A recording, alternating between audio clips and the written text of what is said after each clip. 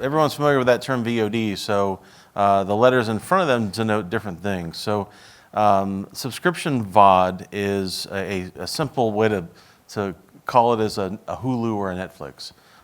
You pay a monthly fee, you access all that content, crunch all you want, and they'll make tons more.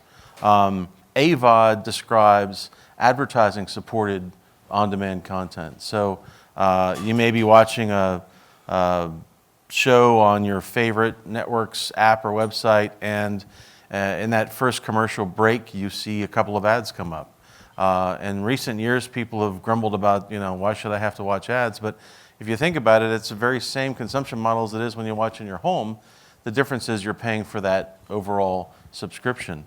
And TVOD is transactional VOD. So you're watching your home cable service, and you're browsing the on-demand titles, and like the previous presenter said, you may find a movie that you like and you want to sit and watch with a significant other or your child, and you just click and pay $4.99, and voila, there you've got it.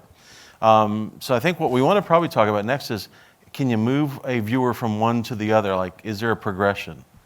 Is that what hybrid strategy means? To move from one to the other, or to just offer different possibilities? Well, I think that offering all of those possibilities to whomever is delivering the content is paramount. You don't want to pigeonhole them and say, well, this will only work. We only think this works in this case. Because if you think about it, the journey usually for some of these providers is to take the viewer from one model to another, perhaps. So if you have someone, any of us encounter a service and you engage with the content and the titles, and the goal is to get you hooked, right? In a good way, not in a bad way. But you find a show that you like, you watch an episode, you're like, oh gosh, that was good, I want to watch another one.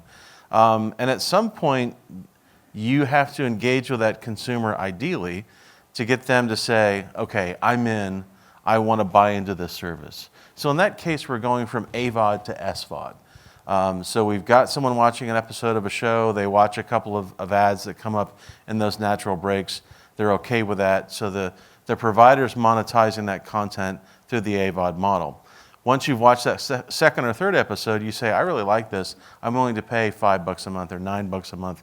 Then we've got you migrated from an AVOD to an SVOD model, and maybe those ads go away, maybe the number of the ads compress a bit, so in a break, instead of watching 6 or 7 ads, you're only watching 2.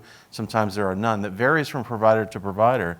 But the idea is, and the key takeaway here is, make sure that as you develop these strategies and put these products out in market, that you're not in this binge-worthy society or scenarios that we have today.